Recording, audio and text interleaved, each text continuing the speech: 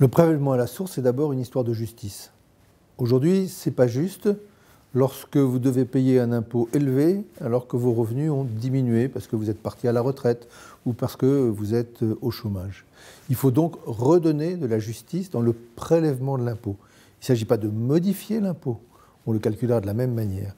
Il s'agit de le prélever au moment même où on touche ses revenus, en relation avec ses revenus. C'est ça le fondement de cette grande réforme. La France est quasiment le seul pays en Europe, et même parmi les grands pays du monde, à ne pas avoir mis en place le prélèvement à la source. Certains l'ont fait depuis longtemps, aux États-Unis, d'autres l'ont fait plus récemment, au cours des 10 dernières années, en particulier en Europe. Mais tous les pays comparables aux nôtres ont mis en place ce prélèvement qui est plus juste, plus moderne, plus rapide. L'objectif, ce n'est pas de modifier le calcul de l'impôt, surtout pas de l'augmenter, alors que par ailleurs, nous mettons en place des dispositifs qui, pour les ménages les plus modestes, permettent une baisse. Donc il ne s'agit pas de modifier le calcul, il s'agit de modifier le prélèvement. Au lieu d'un prélèvement 1 an plus tard, ou même 2 ans plus tard, avec un décalage par rapport au revenu, on va avoir le prélèvement au moment même de la perception du revenu.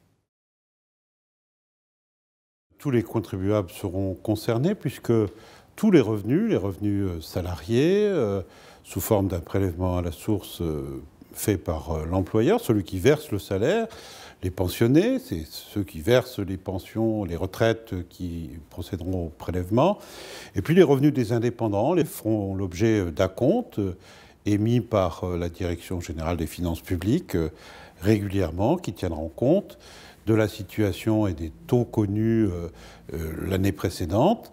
On aura donc un prélèvement au fil de l'eau. La possibilité de rafraîchir, d'adapter le taux en cas de modification substantielle de la situation des gens, un mariage, une naissance, une variation importante des revenus. On pourra à ce moment-là adapter le taux de prélèvement. On pourra également l'adapter à l'intérieur d'un foyer fiscal. Avant le 1er janvier 2018, il ne se passe rien. C'est-à-dire en 2017, les contribuables paieront l'impôt sur leurs revenus de 2016. À partir du 1er janvier 2018, leur taux d'imposition sera calculé à partir de leur situation antérieure, mais s'appliquera aux revenus de l'année 2018. C'est-à-dire que les revenus de l'année 2017 ne rentreront jamais dans l'assiette de l'impôt sur le revenu. L'employeur aura la connaissance du taux qu'il aura à appliquer aux revenus de son employé. Un même taux peut recouvrir, bien entendu, des situations complètement différentes. Et la connaissance du taux de prélèvement par l'employeur ne révélera pas si on est marié, si le conjoint a des revenus plus importants, si il y a des revenus extérieurs, des revenus autres que les revenus salariés. On aura pu préserver ainsi la confidentialité qui est de règle dans notre système fiscal.